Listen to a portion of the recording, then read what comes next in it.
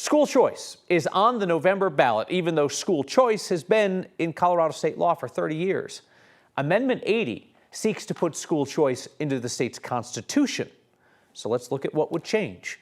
Politics guy Marshall Zellinger examines the stakes for Colorado if voters pass Amendment 80.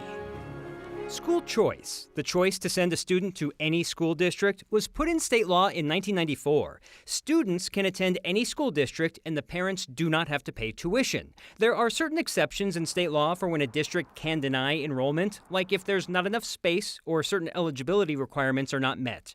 Parents can also choose to send their kids to private schools or homeschool them, but those are not funded by tax dollars. A yes vote on Amendment 80 puts school choice in the state's constitution, which can only be changed by a vote of the people, not state lawmakers. Because it's a constitutional amendment, it requires 55% to pass. A no vote on Amendment 80 changes nothing. School choice still exists.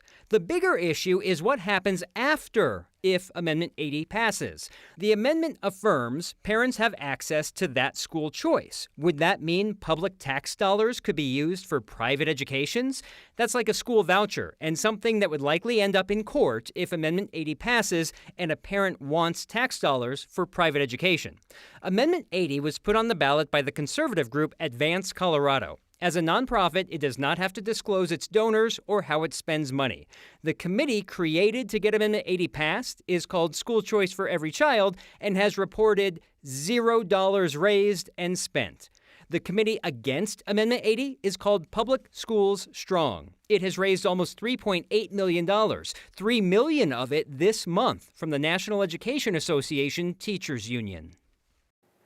I like playing with kids' blocks at school, or at work now. Amendment 80, similar to what we talked about previously with the abortion access and putting it into the state constitution, Kyle, because again, school choice is in state law, abortion access is in state law. Yeah. These two questions ask about putting it in the Constitution, but they're the unintended parts. In the abortion access, it's talking about using public funds, perhaps, for abortion access. In this one, the question, court likely, as you saw in my blocks, is it leaves a lot in the air that suddenly if this were in the Constitution, there's concern like, okay, I'm going to choose to have my child learn at home or in private schools, and because of that choice, you now can give me this public funds. That's where courts are likely to have to talk. But you see here, both the left and the right in Colorado thinking that they might just have a good-sized majority on an issue, and they want to lock in that win so that they can't lose it easily in the future, right? The left on abortion, the right on school choice, trying to lock it in while they still have the numbers. Because the state lawmakers can change state law at any point. When you put it in the Constitution, which is now why it requires 55%, it becomes much more difficult, kind of like trying to get it passed. It becomes difficult to pass because you need that 55% in the first place. Thank you to you and the blocks.